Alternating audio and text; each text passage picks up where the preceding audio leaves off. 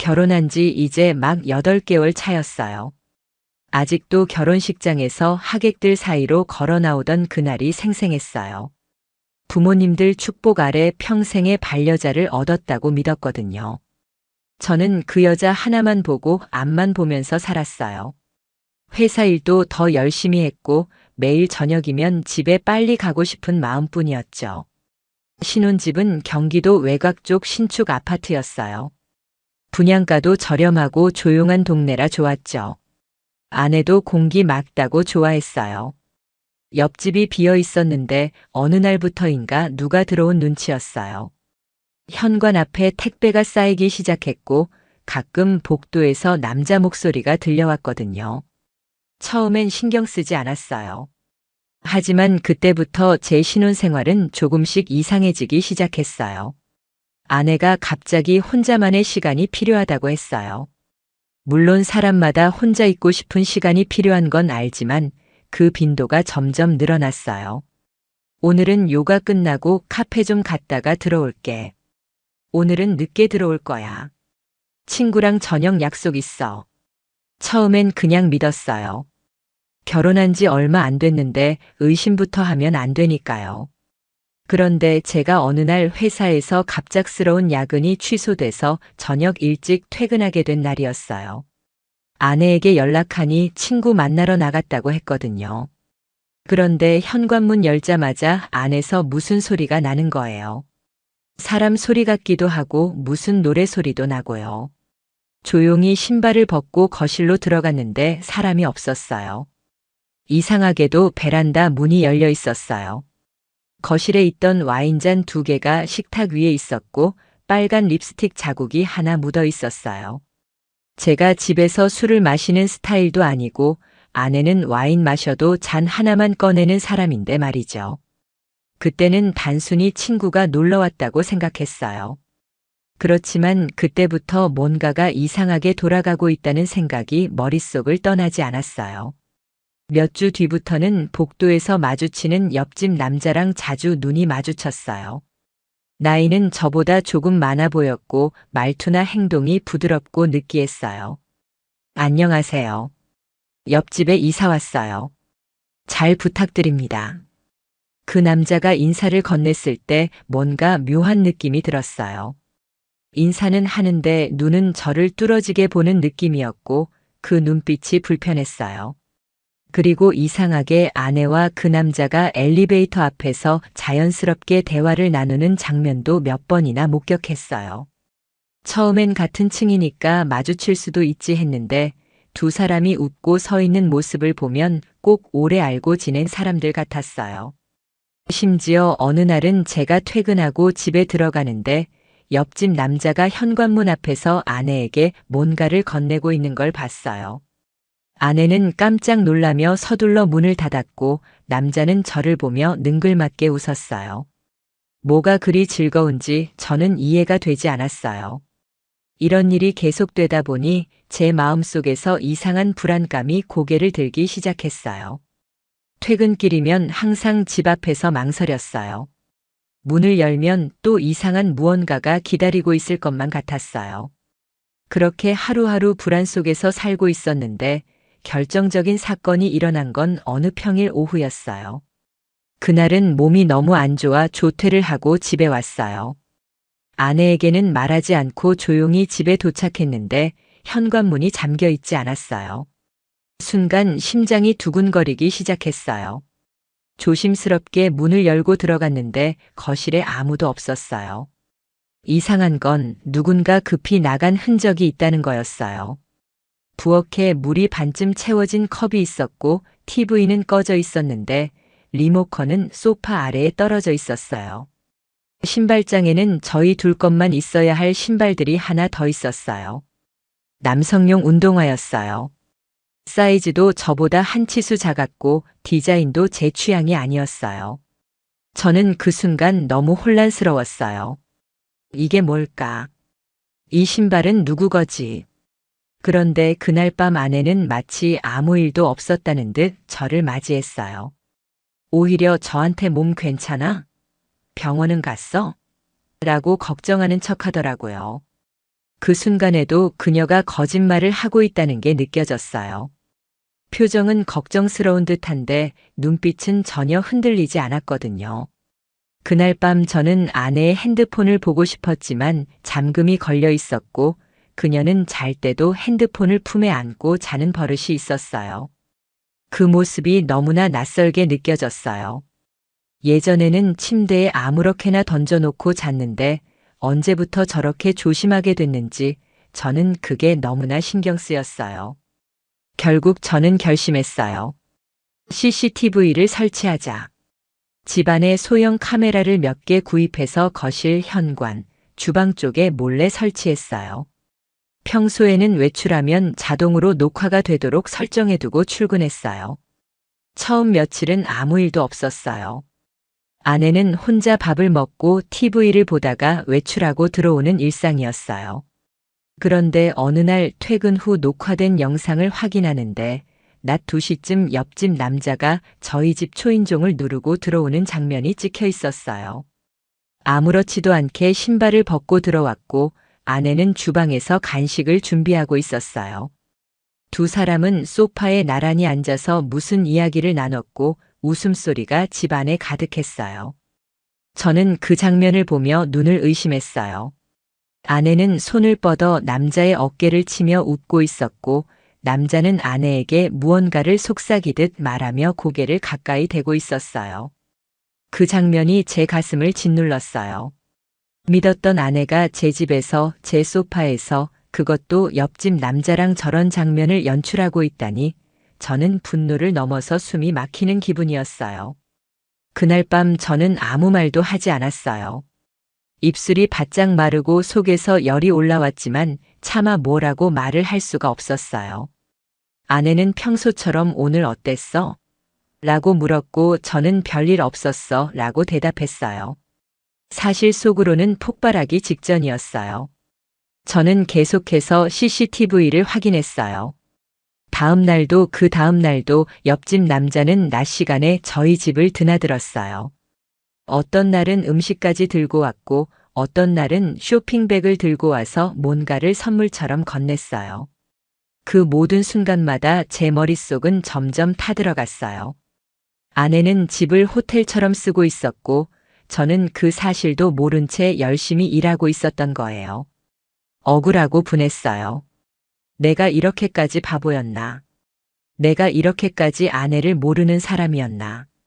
그날 밤 저는 제대로 잠을 잘 수가 없었어요.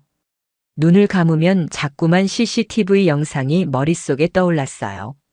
아내가 웃는 표정, 옆집 남자의 손짓, 둘이 소파에 앉아있는 모습, 그 모든 장면이 구체적으로 제 머릿속을 파고들었어요.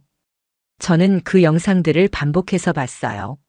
마치 현실이 아니라는 걸 확인하고 싶다는 듯이요. 하지만 아무리 돌려봐도 진실은 변하지 않았어요. 제 아내는 평일 낮마다 남편이 없는 시간대에 옆집 남자와 단둘이 집에서 시간을 보내고 있었어요. 그게 아무리 우연이고 친구 사이라고 해도 납득할 수 없는 행동이었어요. 그날 이후로 저는 집안에서 아내의 모든 행동을 관찰했어요. 퇴근하고 집에 들어오면 마치 평범한 부부처럼 밥을 먹고 TV를 봤지만 제 안에서는 모든 것이 거짓으로 보였어요. 아내가 웃으면 거짓 웃음처럼 느껴졌고 제게 손을 얹으면 그 손끝마저 낯설게 느껴졌어요. 도대체 언제부터였을까? 언제부터 이렇게 된 걸까? 제가 몰랐던 시간들이 너무 많았다는 생각에 가슴이 미어졌어요. 아내는 여전히 아무렇지 않은 얼굴로 저를 대하고 있었고 저는 그 안에서 천천히 무너지고 있었어요. 저는 결정적인 증거를 확보하기로 했어요. 단순히 영상만으로는 부족하다고 생각했거든요. 휴대폰 잠금도 뚫지 못한 채 계속 눈치를 보다 보니 정신적으로 피폐해지고 있었어요. 결국 저는 구형 노트북 하나를 꺼내서 아내가 쓰는 데스크탑과 연결된 무선 공유기 기록을 추적했어요. 저희 집 인터넷 공유기에는 접속 시간과 기기 로그가 남아 있었어요. 분석 결과 특정 시간대마다 반복해서 접속되는 스마트폰이 하나 있었어요. 문제는 그 기기의 이름이 옆집 남자의 이름과 유사하다는 거였어요. 게다가 아내와 단둘이 있는 시간과 겹치는 시간에만 접속 기록이 있었어요. 누가 봐도 그 남자가 우리 집 와이파이를 사용하고 있었다는 뜻이었어요. 저는 그걸 캡처해서 파일로 저장했어요. 그 다음은 아내의 방에서 몰래 그녀의 가방을 뒤졌어요. 양심에 찔렸지만 제가 이렇게까지 해야만 할 만큼 상황은 심각했어요. 서랍에 있던 화장품 파우치 안에서 이상한 영수증이 나왔어요. 며칠 전 날짜였고 거기에 적힌 장소는 근처 고급 펜션이었어요. 아내는 그날 요가 수업이 있다고 늦는다고 했던 날이었어요.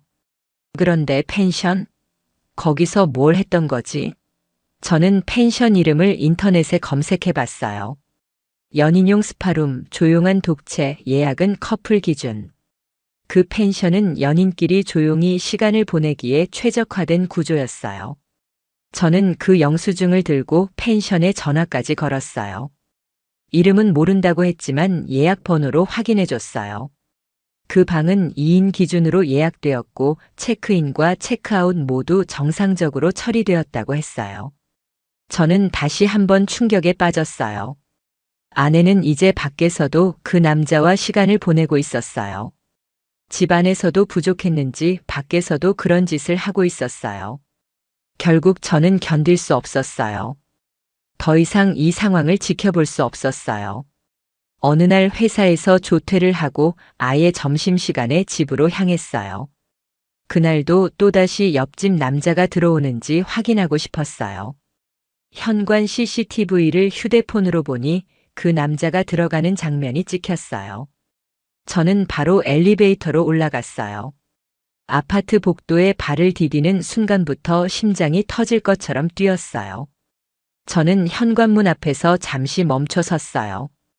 그 안에서 무슨 일이 벌어지고 있을지 생각하자 손이 덜덜 떨렸어요. 결국 문을 열고 들어갔어요. 거실에 들어서자마자 두 사람의 웃음소리가 멈췄어요. 소파에 앉아있던 아내와 옆집 남자는 순간 얼어붙었고 저는 말이 나오지 않았어요. 둘 다 당황한 표정이었고 아내는 무언가 말하려 했지만 저는 손을 들어 막았어요. 말하지 마. 지금 아무 말도 하지 마. 저는 핸드폰을 꺼내서 영상 녹화를 켰어요. 저는 그렇게 말하면서 두 사람의 얼굴을 찍었어요. 아내는 고개를 푹 숙였고 옆집 남자는 일어나더니 현관문 쪽으로 향했어요. 너 지금 어디 가는 거야? 끝까지 봐야지. 여기까지 들어와 놓고 이제 나가겠다고. 제 목소리가 높아졌어요. 분노가 끓어오르기 시작했어요. 옆집 남자는 말없이 고개를 떨군 채 멈춰 있었어요. 아내는 눈물을 흘리기 시작했어요. 미안해. 정말 미안해. 그 말이 뭐가 미안하다는 건지 저는 도무지 이해할 수 없었어요. 저는 두 사람을 소파에 앉히고 하나하나 따져 물었어요. 언제부터였는지, 어떻게 시작됐는지, 왜 이런 짓을 했는지 저는 모든 걸 알아야겠다고 생각했어요. 아내는 말을 흐리며 대답했어요. 처음엔 그냥 대화만 했어. 외로웠어.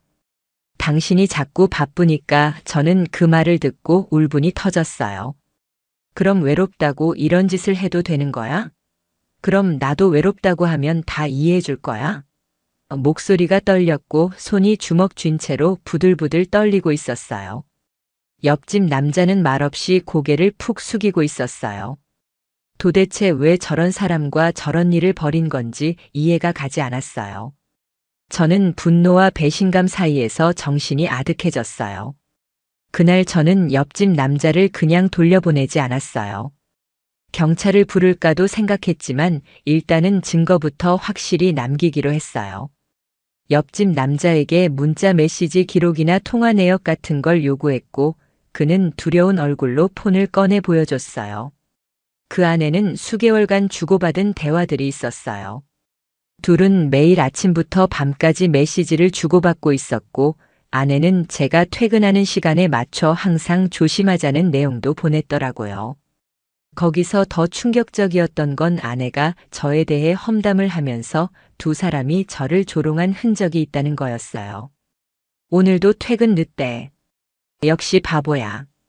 넌 그런 사람 왜 만났어? 너한테 안 어울려. 이런 메시지를 보면서 저는 숨이 멎는 줄 알았어요. 저를 그렇게까지 비하하면서 뒤에서는 저런 삶을 살고 있었다는 게 믿기지 않았어요. 결국 저는 옆집 남자를 돌려보내고 아내와 단둘이 남았어요. 저는 소파에 주저앉아 머리를 감쌌어요. 아내는 무릎을 꿇고 저에게 용서를 구했어요. 하지만 저는 용서라는 단어조차 꺼내고 싶지 않았어요. 이건 용서의 문제가 아니었어요. 저는 단순히 배신당한 게 아니라 바보 취급을 당했고 무시당했고 조롱당했어요.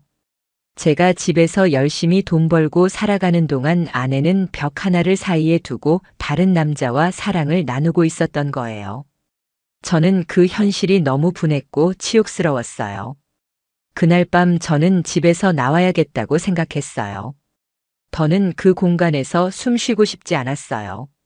모든 것이 역겨웠고 소파에 남아있는 두 사람의 체온까지도 지워버리고 싶었어요. 잠깐 옷 몇 벌 챙겨서 근처 모텔로 향했어요. 밖은 차가운 겨울 공기였지만 제 몸은 온통 불덩이 같았어요. 머릿속에서는 계속 그 장면들이 돌아가고 있었어요. 아내와 옆집 남자가 웃던 얼굴, 거실에 나란히 앉아있던 모습, 수개월간 저를 속여온 그 가증스러운 현실. 그날 밤 저는 뜬 눈으로 밤을 새웠어요. 두 눈을 감을 수가 없었어요. 잠시라도 눈을 감으면 또다시 영상이 재생되듯 떠올랐거든요. 다음 날 아침 저는 회사에 휴가를 냈어요. 그리고 바로 법률사무소를 찾았어요. 저는 모든 걸 끝낼 준비를 하고 있었어요.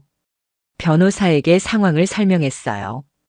아내가 옆집 남자와 오랜 시간 불륜 관계를 이어왔고 집 안에서까지 그런 일을 벌였다고요. 변호사는 조용히 고개를 끄덕이며 증거 여부를 물었어요. 저는 USB를 꺼내서 보여줬어요. CCTV 영상, 문자 캡처, 영수증, 예약 내역. 변호사는 그것들을 하나하나 확인하더니 말했어요. 증거로 충분합니다. 이 정도면 이혼 소송에서 절대 밀리지 않으세요. 그리고 상간자 소송도 가능하세요. 저는 그 말이 고마우면서도 허탈했어요. 왜 이런 상황까지 와야만 했는지, 왜 내가 증거를 모아야만 했는지, 왜 내가 여기까지 와야만 했는지 너무 억울했어요. 변호사는 일단 이혼 소송 접수를 준비하고 상간자에 대한 법적 절차도 병행하자고 했어요. 저는 고개를 끄덕였어요. 그리고 질문했어요. 혹시 아이가 있었다면 양육권은 어떻게 되나요? 저희는 아이가 없었어요. 그게 다행인지 불행인지도 모르겠지만 그나마 덜 복잡하게 정리될 수 있겠다고 생각했어요. 변호사는 차근차근 진행 절차를 알려줬어요. 먼저 내용 증명을 보내서 아내에게 이혼 의사를 명확하게 전달하고 그 뒤로 가정법원에 서류를 접수한다고 했어요. 저는 모든 걸 빠르게 진행하고 싶었어요. 단 하루도 그 사람과 같은 집에 있고 싶지 않았거든요. 그날 오후 저는 집으로 들어가서 아내에게 말했어요. 이혼하자고, 더는 말이 필요 없다고. 그 순간 아내는 바닥에 무릎을 꿇고 엎드렸어요. 울면서 제 손을 붙잡으려 했어요. 정말 미안해. 내가 정신이 나갔었어. 제발 한 번만 기회를 줘. 저는 말없이 손을 뿌리쳤어요. 아내는 계속 사과했어요. 하지만 그 사과는 이미 너무 늦었어요. 그녀는 이제 와서 잘못했다고 울고불고 하지만 제가 수개월 동안 속고 조롱당했던 그 시간들을 물을 수는 없었어요. 상처는 이미 너무 깊었고 돌이킬 수 없는 지점까지 와버린 거예요. 저는 냉정하게 말했어요. 너는 내가 회복할 수 없는 상처를 줬어. 이건 단순한 실수가 아니야. 이건 계획적이었고 지속적이었어. 그리고 무엇보다 너는 날 우습게 봤어. 아내는 울며 머리를 조아렸지만 저는 더 이상 흔들리지 않았어요. 그날 밤 저는 짐을 정리하기 시작했어요. 제 옷, 서류, 전자기기 그리고 부모님 사진까지 모두 박스에 담았어요. 아내는 계속 저를 쳐다보면서 말했어요. 이혼하면 나 혼자 어떻게 살아? 나 아무것도 없어. 당신 없으면 못 살아. 그 말에 저는 피식 웃었어요. 혼자는 싫으면서 둘이 있어도 남자 하나로는 부족했나 보네. 제 말에 아내는 입을 틀어막고 엉엉 울기 시작했어요. 그 눈물이 진심이든 쇼든 상관없었어요. 저는 감정이 이미 말라버린 상태였어요. 애정이라는 감정은 어디에도 남아있지 않았어요. 그저 배신감과 환멸만 가득했어요. 며칠 뒤 저는 옆집 남자를 정식으로 상대로 삼아 내용 증명을 보냈어요. 법적 책임을 묻겠다고. 처음에는 연락이 없더니 일주일 후 직접 저에게 전화가 왔어요. 그는 다급한 목소리로 말했어요. 이런 식으로까지 갈 필요는 없잖아요. 서로 얼굴 붉히는 일 없이 정리할 수 있지 않나요? 그 말이 얼마나 이기적으로 들렸는지 몰라요. 얼굴 붉히는 게 싫으면 애초에 내 집에 들어오질 말았어야죠. 애초에 남의 아내에게 손을 뻗지 말았어야죠. 저는 냉정하게 말했어요. 넌 내 인생을 망가뜨렸어. 그리고 대가를 치러야 해. 정식으로 대응할 거야. 준비하고 있어. 그는 당황한 목소리로 말을 잇지 못했어요. 이제 와서 후회해봐야 소용없다는 걸 깨달았겠죠. 그리고 저는 아내와 부모님들께도 이혼 사실을 알렸어요. 처음엔 양쪽 부모 모두 놀랐어요. 특히 제 어머니는 믿기지 않는다는 표정이었어요. 아내가 그렇게까지 했을 줄은 몰랐다고요. 저는 조용히 CCTV 영상과 증거 파일을 USB에 담아 부모님께 보여드렸어요. 말이 필요 없었어요. 화면에 담긴 그 장면들이 모든 걸 설명하고 있었어요. 어머니는 손을 떨며 USB를 내려놨어요. 이제 이해했다. 더 이상 말하지 마라. 그 집안이 내 발목을 잡은 거다. 저는 그 말에 고개를 끄덕였어요. 맞아요. 더 이상 변명도 용서도 필요 없어요. 저는 이제 앞으로만 가야 했어요. 아내 쪽 부모님은 처음엔 믿지 않으려 했어요. 딸이 그런 짓을 했을 리 없다고 하지만 제가 영상과 대화 기록을 보여주자 그들도 말을 잃었어요. 아내의 어머니는 울면서 제게 무릎까지 꿇으려 했어요. 우리 딸이 한순간 실수한 거야. 제발 한 번만 용서해줘. 저는 단호히 말했어요. 실수는 한 번으로 끝났을 때나 실수예요. 이건 수개월간 반복된 배신이에요. 저는 용서 못해요. 그들은 더 이상 말하지 않았어요. 아내는 가족들 앞에서도 울기만 했고 한마디의 책임 있는 설명도 하지 못했어요. 이제 모든 건 법의 손에 맡겨야 할 시간이었어요. 이혼 소송과 상간자 소송이 동시에 진행되기 시작했어요.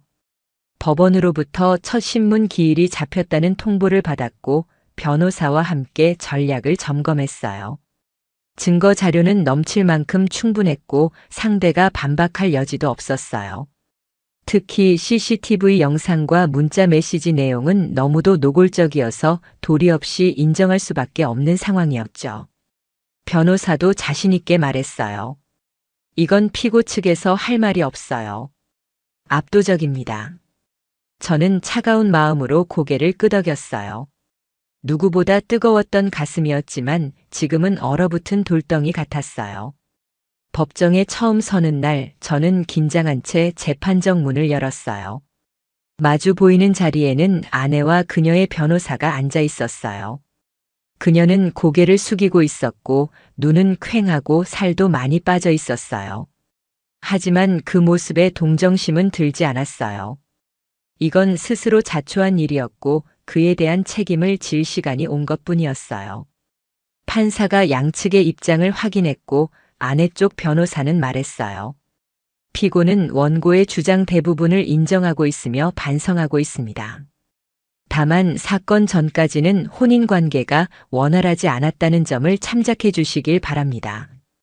저는 그 말을 듣고 속이 뒤집히는 기분이었어요. 자신들의 불륜을 정당화하기 위해 우리 결혼 생활이 원활하지 않았다고 포장하려는 그 태도. 마치 피해자인 척하고 있는 그 말투에 치가 떨렸어요. 제 변호사는 강하게 반박했어요.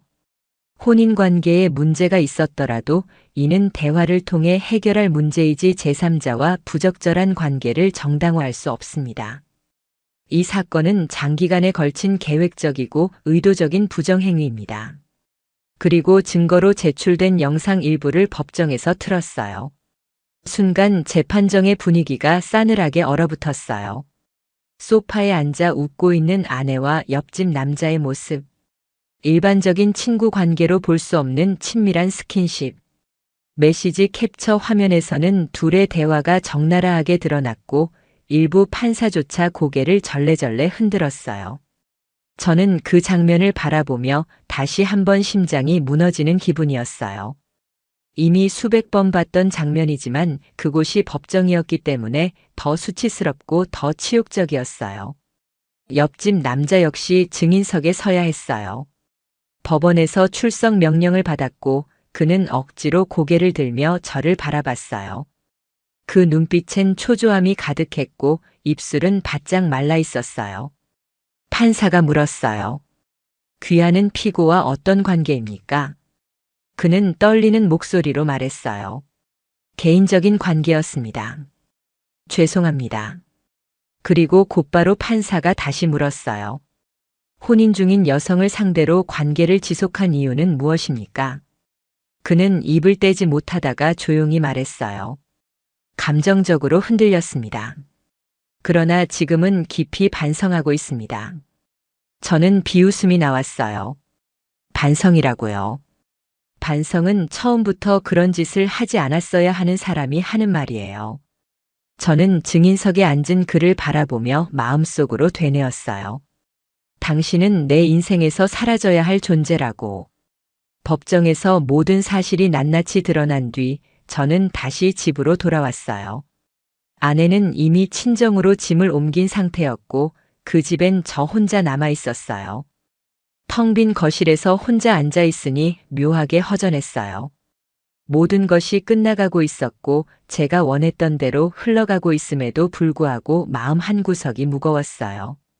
배신감과 치욕, 그리고 또 다른 감정들. 허무함이었어요. 이렇게 끝나는 것이 맞는 건가? 이게 진짜 최선이었나? 그래도 한때 사랑했던 사람이었고 함께 미래를 꿈꾸던 사람이었으니까요. 그 마음까지 지워지는 건 아니었어요. 며칠 후 아내가 연락을 해왔어요. 만나서 마지막으로 이야기하고 싶다고 했어요. 저는 망설이다가 만나주기로 했어요. 모든 게 끝났지만 그래도 마무리는 해야겠다고 생각했어요. 카페에서 마주한 아내는 많이 야위어 있었어요. 얼굴에 화장기도 없었고 눈은 빨갛게 충혈돼 있었어요. 그녀는 떨리는 목소리로 말했어요. 정말 미안해. 내가 그땐 제정신이 아니었어. 당신이 너무 바빠서 혼자 있는 시간이 너무 많아서 마음이 약해졌어. 저는 말없이 들었어요. 그 모든 말이 변명으로 들렸지만 그녀가 지금 어떤 상태인지 알고 있었기에 화는 내지 않았어요. 그녀는 이어서 말했어요. 내가 무슨 짓을 한 건지 이제야 실감나. 나는 당신한테 너무 큰 죄를 지었어. 상처만 남겨서 미안해. 저는 조용히 입을 열었어요. 이제 와서 후회해도 돌이킬 수 없어.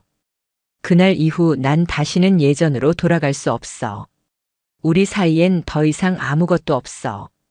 그녀는 고개를 끄덕이며 울기 시작했어요. 눈물은 멈추지 않았고 저는 더 이상 그 모습을 지켜보지 않았어요. 자리를 정리하고 카페를 나섰어요. 뒤에서 들리는 흐느낌을 들으며 저는 마음속으로 마지막 인사를 했어요. 그래도 함께한 시간 중 행복했던 기억들이 있었고 그 시절의 당신은 진심이었기를 바란다고요. 그것조차 거짓이라면 제 인생은 정말 너무 잔혹해지니까요. 며칠 후 법원으로부터 판결이 나왔어요. 제 청구가 전부 인용됐고 이혼이 확정됐어요.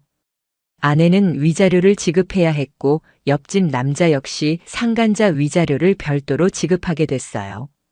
저는 판결문을 손에 쥐고도 아무런 감정이 없었어요. 기쁜 것도 아니고 슬픈 것도 아니었어요. 그저 하나의 긴 터널이 끝났다는 느낌뿐이었어요. 이제 남은 건 제 인생을 다시 시작하는 일뿐이었어요. 이혼이 확정된 날 저는 퇴근 후 조용히 집에 들렀어요. 한동안 발도 들이지 않았던 신혼집이었지만 정리할 건 정리해야 했어요. 문을 열자 낯설고 싸늘한 공기가 저를 맞이했어요. 가구는 그대로였지만 분위기는 완전히 달라져 있었어요. 웃음소리가 가득하던 공간, 저녁이면 두 사람이 밥을 먹던 식탁, 평일 밤마다 누워서 TV를 보던 소파. 모든 것이 그대로인데 그 안에 있던 감정은 전부 사라져 있었어요. 텅 빈 껍데기 같은 공간이었어요. 저는 한숨을 쉬며 거실 한가운데 섰어요. 한동안 말없이 그 자리를 바라보다가 작게 중얼거렸어요. 이젠 정말 끝이구나. 짐을 하나씩 정리했어요. 가져갈 건 가져가고 버릴 건 버렸어요. 아내의 흔적은 남기고 싶지 않았어요. 옷장에 걸려있던 옷들, 화장대 위에 놓인 향수, 냉장고에 남아있던 식재료까지 모두 정리했어요. 손에 잡히는 모든 것이 짜증났고 괜히 건드리면 감정이 다시 올라올까봐 조심했어요. 가장 오래 붙잡고 있었던 건 사진이었어요. 결혼식 사진, 여행 사진, 생일 케이크 앞에서 찍은 사진들, 그때의 웃음이 진짜였을까? 그때의 눈빛도 거짓이었을까? 고민했어요. 하지만 결국은 그 모든 순간조차 현실이었다는 걸 받아들이기로 했어요. 저는 그 앨범을 종이 박스에 담아 맨 아래에 묻었어요. 버리진 않았어요. 아직은 그럴 수 없었어요. 새로운 집으로 이사했어요. 예전보다 작고 소박한 오피스텔이었지만 저에게는 마음 편한 공간이었어요. 누구의 눈치도 보지 않고 누군가를 의심하지 않아도 되는 공간. 혼자 사는 법을 익히는 게 처음엔 어색했지만 점점 익숙해졌어요. 불 꺼진 집에 들어가는 것도, 혼자 밥을 차려 먹는 것도, 혼잣말을 중얼거리는 것도 다 익숙해졌어요. 처음에는 외로웠지만 그 외로움은 자유와 맞바꾼 감정이었어요. 자유는 외롭고 고독하지만 진실했어요. 적어도 이제는 거짓된 감정과 싸우지 않아도 됐으니까요. 직장에서도 한동안은 조용히 지냈어요. 이혼 소문이 돌까봐 걱정됐지만 다행히 큰 말은 없었어요. 몇몇 가까운 동료들만 상황을 알고 있었고 그들도 위로나 충고 같은 건 하지 않았어요. 그냥 제 옆에 있어주는 것만으로도 고마웠어요. 저는 일에 더 집중했어요. 잡생각을 지우기 위해, 더 나은 내일을 만들기 위해 바쁘게 지내는 게 답이라고 믿었어요. 그리고 그것이 실제로 도움이 됐어요. 시간이 흐르자 서서히 모든 게 흐릿해졌어요. 얼굴, 목소리, 냄새, 손끝의 온도까지 전부 희미해졌어요. 몇 달 뒤 길을 걷다가 우연히 옆집 남자의 소식을 들었어요.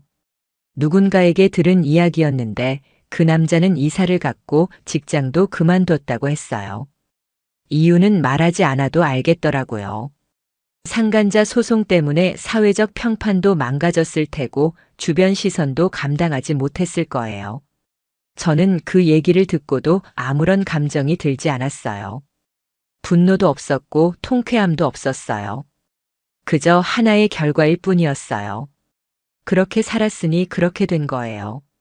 자업자득이라는 말 외에 더 이상 덧붙일 말이 없었어요. 아내는 그 후로도 몇 번 연락을 해왔어요. 처음엔 미안하다는 메시지였고 나중엔 한 번만 얼굴을 보자는 말도 있었어요. 하지만 저는 모두 무시했어요. 다시는 같은 실수를 반복하고 싶지 않았어요. 후회는 그 사람의 몫이고 그 후회까지 제가 짊어질 필요는 없었어요. 저는 제 몫의 상처만 안고 살아가기로 했어요. 그걸 안고 견디며 살아가는 것도 하나의 선택이니까요. 그리고 저는 그 선택을 한 사람이었어요. 어느 날 오랜만에 휴가를 냈어요. 혼자 바닷가에 다녀왔어요. 해가 지는 걸 천천히 바라보면서 제 인생을 돌아봤어요. 고요한 바닷소리 속에서 스스로에게 물었어요. 정말 잘한 선택이었나? 곧이어 대답이 들렸어요. 그래. 잘했어. 아팠지만 옳은 선택이었고 외로웠지만 진실한 길이었어요.